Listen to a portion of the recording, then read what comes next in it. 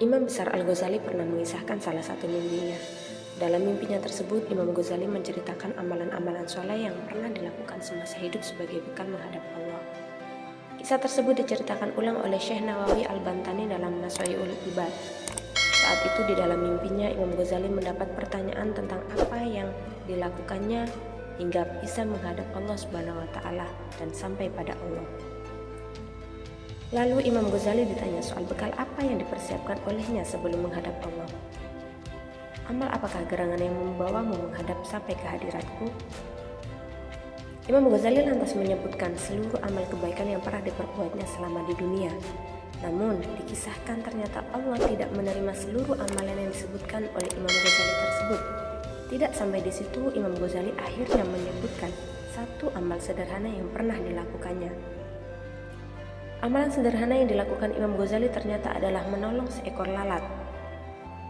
Ternyata amalan inilah yang diterima oleh Allah di antara banyaknya amal soleh yang sudah dipersiapkan Imam Ghazali semasa hidupnya. Ustadz Ghaffur Al-Latif dalam buku Hujjatul Islam Al-Ghazali mengisahkan, Imam Ghazali saat itu tengah larut dalam aktivitasnya menulis sebuah kitab. Tiba-tiba ada seekor lalat yang hinggap di ujung pena yang digunakannya untuk menulis. Imam Ghazali seketika menghentikan kegiatannya. Ia menunggu dan membiarkan lalat tersebut hingga benar-benar puas meminum dan menyerap isi tinta miliknya. Lalat usil ini haus dan tinta di depan mata menjadi sasaran minumnya.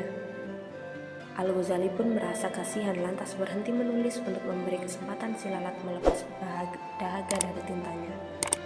Demikian penjelasan buku Hujjatul Islam di Al-Ghazali tersebut.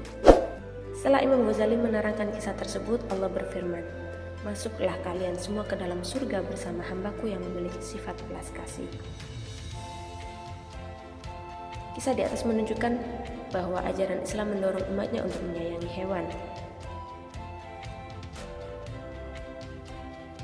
Bahkan menempatkan mereka yang menyayangi hewan pada posisi yang mulia di sisi Allah, sebagaimana disabdakan oleh Rasulullah.